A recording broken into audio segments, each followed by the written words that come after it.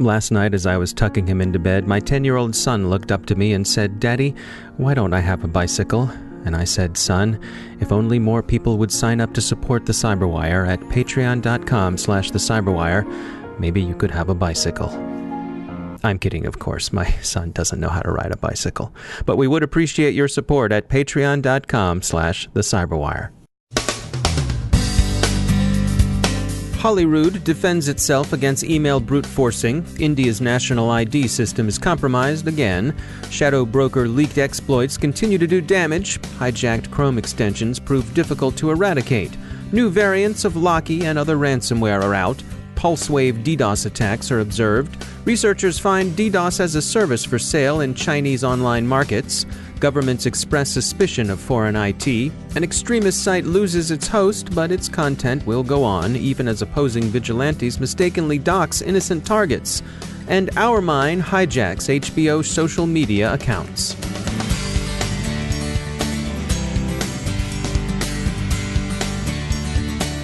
As our sponsors at E8 Security can tell you, there's no topic more talked about in the security space than artificial intelligence, unless maybe it's machine learning.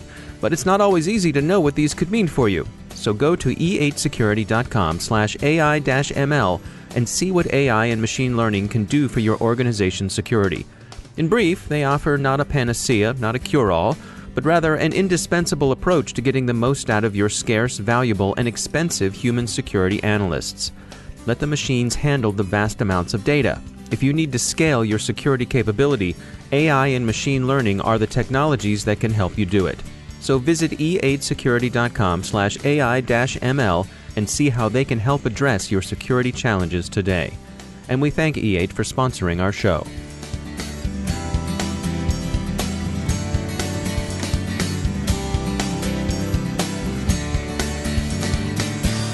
Major funding of the Cyberwire podcast is provided by Cylance. I'm Dave Bittner in Baltimore with your Cyberwire summary for Thursday, August 17th, 2017.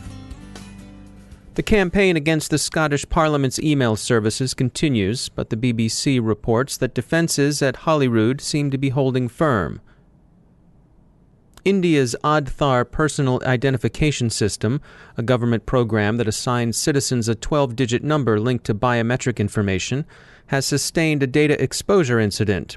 Flaws in the e-hospital app developed by the National Informatics Center has made Aadhaar numbers available to a free and dodgy Android app, MyGov, whose developer was arrested in late July. This particular incident is thought to have affected a few thousand citizens, but investigation is still in progress, and it's not known if there was any other exploitation of the software issues. Most adult Indians, 99% according to reports, are enrolled in the National Identification Program. Exploits leaked by the shadow brokers continue to damage enterprises. WannaCry has resurfaced in a South Korean LG service center, and businesses affected by NotPetya are still tallying their losses. In some cases, those losses are being reckoned in the hundreds of millions. We spoke with Brad Stone from Booz Allen's Cyber Foresight Threat Intelligence Solutions team about their research into the attack and their conclusion that there may be more to the attack than initially suspected. I think all of us were kind of watching, similar to when we saw WannaCry, watching Bitcoin accounts and others to kind of see, is this classic ransom, where's the financial benefit? And as soon as we started seeing things like the email and other ways for the payment to not really be monitored, it started to make us think, wow, what else is going on here? And so in particular, kind of pulling together analysis, leveraging what we were seeing from other great groups, but then also looked at the fact of, wow, this end result of the actual ransom at the top looked more like a cover-up to activities focused on Ukraine that have been going on for months.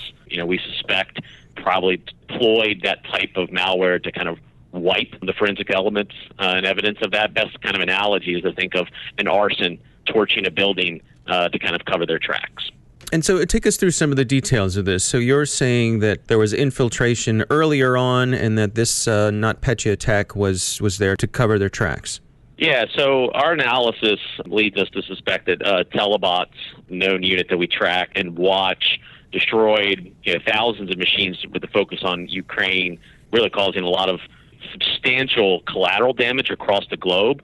But in particular, the evidence shows that prior to that malware being launched, they had been actively pursuing theft of information from specific targets.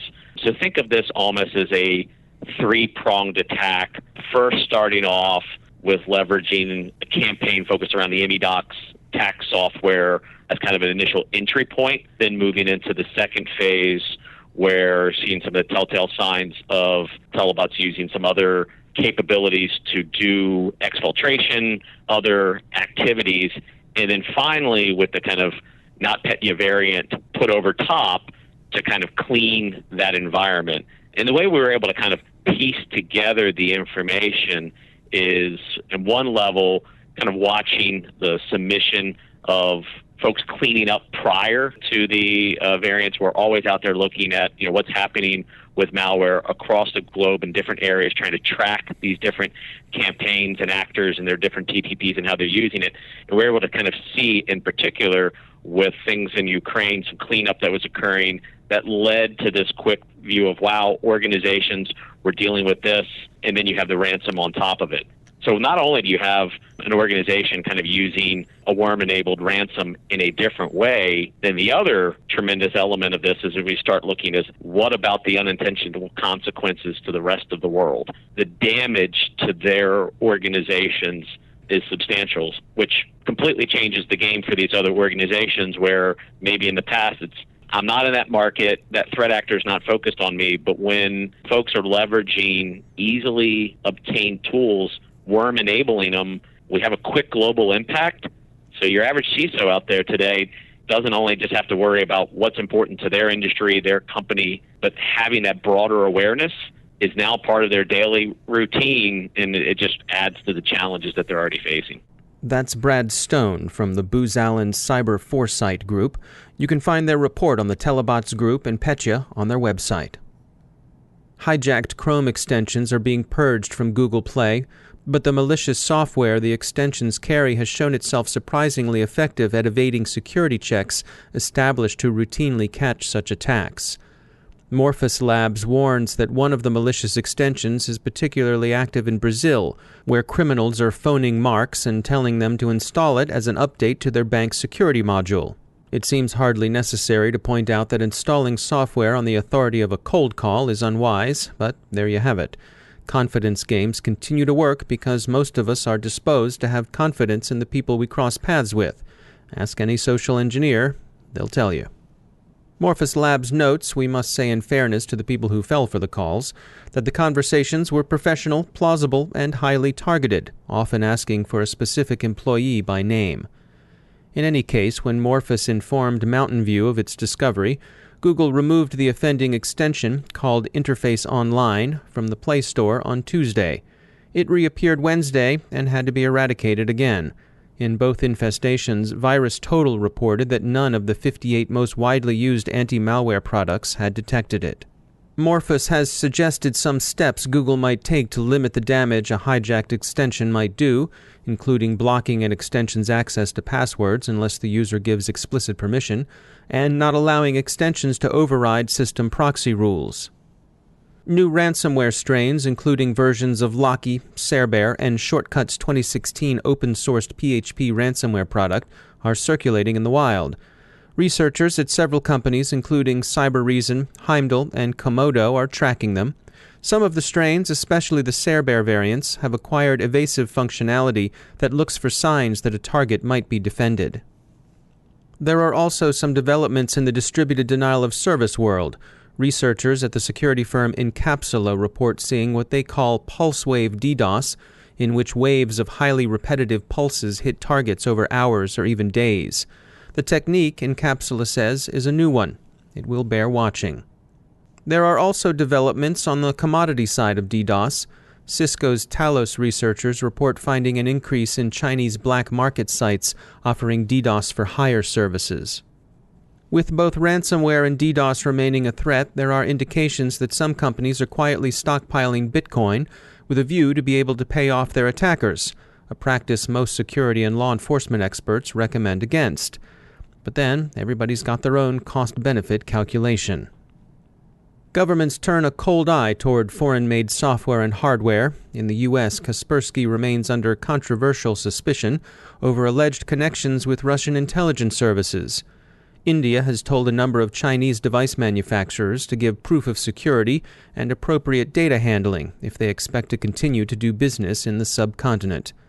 And in Russia, the Security Council head warns that widely used foreign software is implicated in long-standing Western plots to destabilize the country. The Russian concerns mirror U.S. suspicions in an almost ridiculous fashion. There may be a break, however, in U.S. investigation of the last election cycle's DNC hack. An unnamed man, he's so far publicly identified only by his nom de hack, Profexor, has turned himself in to Ukrainian authorities and is talking to the FBI. Profexor is not charged with anything, but he says he developed the remote access tool used against the DNC and that Fancy Bear obtained and used a copy. Have you heard? Winter is coming, and we don't have to see any pirated Game of Thrones script to know that. In any case, a chill wind has blown through HBO's social media accounts. Variety reports that the OurMine hacking group, which has hit media companies before, late Wednesday took over HBO's Twitter and Facebook accounts. OurMine poses as a white hat group, not a White Walker group, and has invited HBO to contact them for security advice. The incident is believed to have no connection with that other phony white hat, Mr. Smith.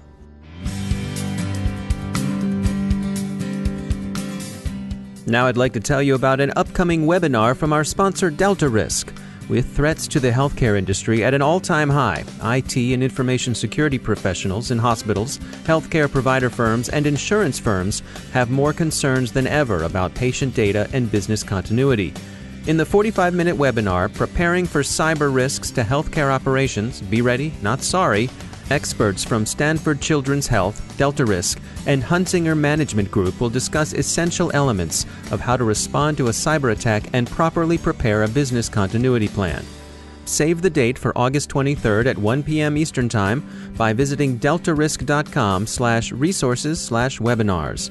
DeltaRisk LLC, a Chertoff Group company, is a global provider of cybersecurity services to commercial and government clients.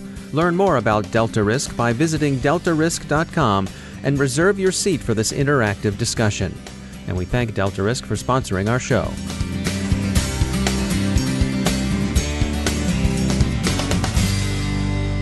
And joining me once again is Emily Wilson. She's the Director of Analysis at Terbium Labs.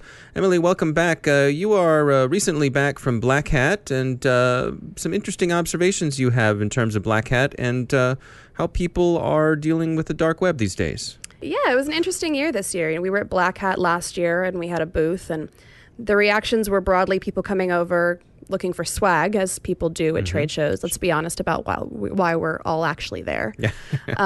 But asking, hey, dark web, what's going on? What is the dark web? Or people who knew about the dark web, kind of vague curiosity. This year, people came over very directly. Hey, I'm working on this. I want a dark web data source. What can you do for me? And very different kinds of conversations about privacy and about GDPR. It was a much bigger jump this year than I was expecting it to be from last year. So is your take that we're sort of over the hump of people not having awareness of the dark web? It's certainly moving faster, gaining awareness more than I thought we would. The way I'm thinking about it right now, I think we're starting to see the dark web and data leaks as a whole becoming something like social media was 5 years ago, where it was clear it wasn't going away. It was clear it was a place of interesting information, and people, not necessarily knowing what they want to do with it, said, oh, I should have one of those. Now, using the analogy of social media, I think years ago when people weren't quite sure what to make of it, sort of particularly people who were used to old school marketing, they would look for gurus. They would look for experts. And of course, that allowed there to be people who maybe didn't really know much about it, but claim that they did. Are we in that zone right now where there's a lot of confusion as to what really is the dark web and what people are selling and what you need to know? I think we're seeing not only with the dark web, but with a lot of data in the industry as a whole. And I think something like machine learning or AI would fit into this category as well, is we're stuck in this intersection of trying to discuss advancements and new technologies and new data sources and explain them as compelling and hype them up, right? There is that marketing piece of this. And we often do that with something like fear or confusion or mystery, while at the same time trying to be realistic and pragmatic about what you can actually do with this information once you have it.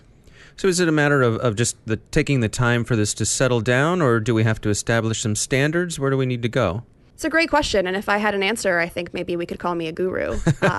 I think we'll start to see the conversation continue to be shaped by GDPR as something like personal information becomes an even higher priority in conversations. In terms of other things like data sources or AI or machine learning, I think we'll see consolidation in the industry over the next several years, and I think we'll start to see people be more realistic about these technologies or about what you can use data for as we consolidate and as people are scrambling a little bit less to differentiate themselves. All right, interesting take. Emily Wilson, thanks for joining us. And that's the Cyberwire. Thanks to all of our sponsors who make the Cyberwire possible, especially to our sustaining sponsor, Cylance. To find out how Cylance can help protect you using artificial intelligence, visit Cylance.com. The Cyberwire podcast is produced by Pratt Street Media. Our editor is John Petrick. Social media editor is Jennifer Iben. Technical editor is Chris Russell. Executive editor is Peter Kilpie. And I'm Dave Bittner. Thanks for listening.